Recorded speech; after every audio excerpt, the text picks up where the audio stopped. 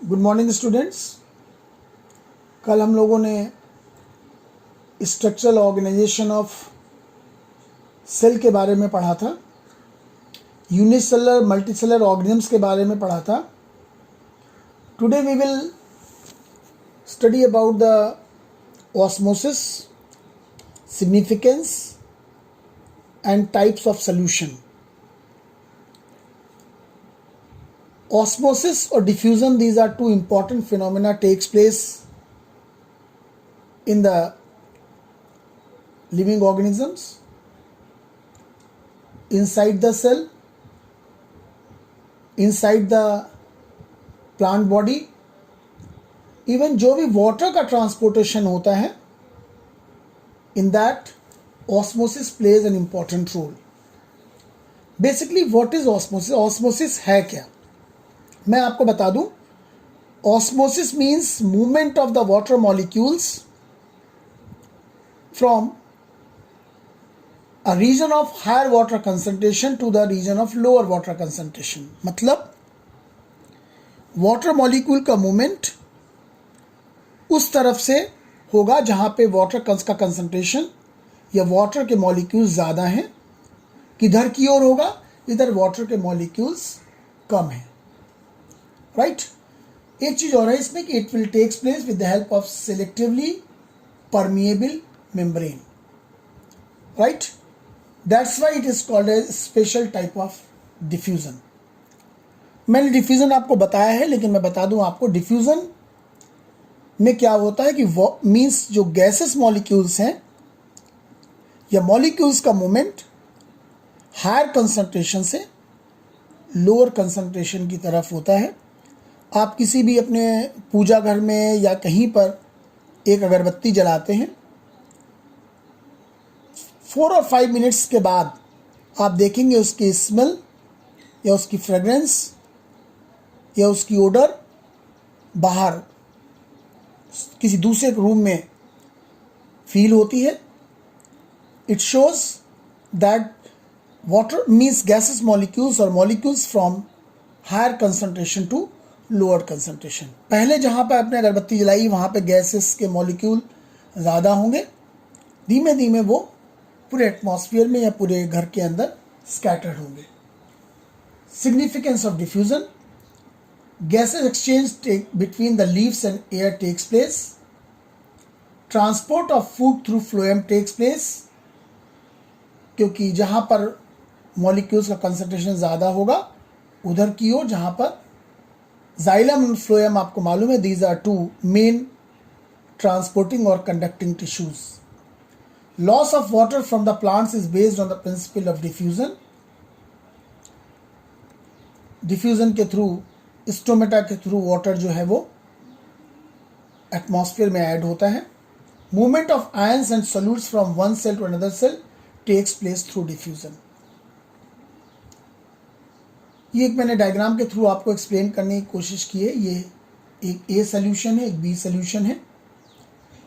दोनों में red colour का जो मॉलिक्यूल्स हैं they represent to the sugar molecules, और ब्लू कलर के मॉलिक्यूल्स हैं जो वो वाटर मॉलिक्यूल्स हैं। आप देख रहे हैं बी सोल्यूशन में चूंकि वाटर मॉलिक्यूल्स ज़्यादा हैं इसलिए डाइल्यूट शुगर सोल्यूशन है।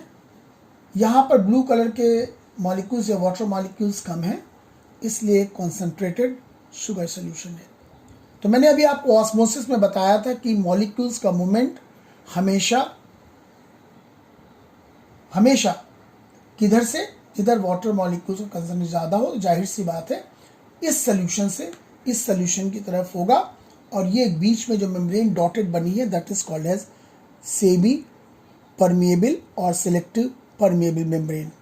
तो वाटर मॉलिक्यूल का मूवमेंट इधर आएगा, ऑब्वियसली इधर मॉलिक्यूल्स का कंसंट्रेशन बढ़ जाएगा, वाटर मॉलिक्यूल ज़्यादा हो जाएंगे, वाटर के लेवल डाउन होगा और इधर की तरफ वाटर का लेवल बढ़ जाएगा। This phenomena is known as osmosis. Significance of osmosis, osmosis की इंपॉर्टेंस क्या है, महत्व क्या है, इसका मेन फंक्शन क्या है कि ये रूट्स और रूट हेयर्स ऑस्मोसिस के थ्रू वाटर एब्जॉर्व करते हैं। ऑस्मोसिस के थ्रू वाटर एक सेल से दूसरी सेल में ट्रांसफर होता है। दूसरा, it controls the amount of water within the cell. जिस समय कंसंट्रेशन या वाटर मॉलिक्यूल सेचुरेट हो जाएंगे उस समय मूवमेंट कम हो जाता है। It controls various physiological activities. अभी मैंने आपको पिछली स्लाइड में बताया था कि opening and closing of stomata, splitting of fruits due to over irrigation. जब बहुत ज़्यादा इरीगेशन होता है, बहुत ज़्यादा पानी की सप्लाई होती है, जो फ्रूट्स होते हैं वो बेसिकली स्प्लिट कर जाते हैं। Dehiscence of fruits and seeds for dispersal. Osmosis में जो फ्रूट्स का डेहिसेंस होता है और सीड्स का जो डिस्पर्सल एटमॉस्फेयर में होता है, it is the main significance of osmosis. On the basis of the concentration, solution are of three types: hypotonic, isotonic and hypertonic solution. Hypotonic solution क्या होते हैं?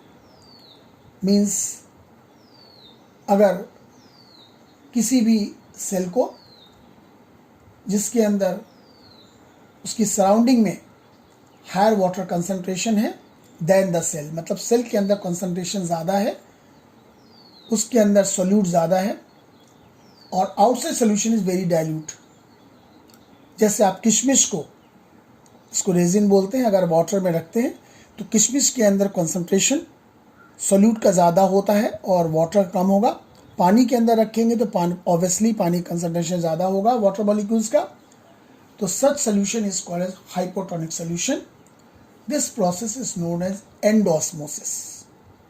क्या होता है, अगर आप किशमिश को रख देंगे तो वाटर मॉलिक्यूल्स किशमिश की वॉल के थ्रू अंदर पहुंच जाएंगे, किशमिश फूल जाती है। The process is known as endosmosis. Solution is known as hypotonic solution. Isotonic solution में कि दोनों तरफ मीडियम, इनसाइड मीडियम और आउटसाइड मीडियम, दोनों कंसंट्रेशन। Iso means same. अभी आपने आइसोगैमीट्स पढ़ा होगा, आइसोगैमी पढ़ा है। जब दोनों गैमीट्स एक जैसे होते हैं तब उसे हम आइसोगैमी बोलते हैं, आइसोगैमीट्स बोलते हैं।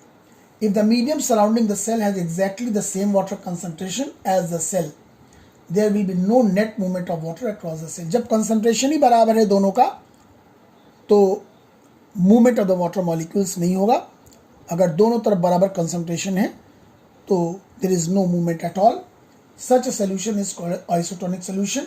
इन this case there is no overall movement of water, the cell will stay the same size. Cell का साइज ऐसे ही रहेगा। ये हाइपोटोनिक सोल्यूशन मैंने बताया है। देखिए ये सेल देख लीजिए, the cells inflate and eventually burst, water is transported into the cell, solute concentration inside the cell is higher. ठीक, क्योंकि इसके अंदर ये किशमिश है, इसके अंदर सॉल्यूट का कंसंट्रेशन ज़्यादा होता है, बाहर वाटर कंसंट्रेशन ज़्यादा होगा, वाटर मॉलिक्यूल्स के अंदर आएंगे और cell becomes swallow up. Have a nice day. Thank you, please.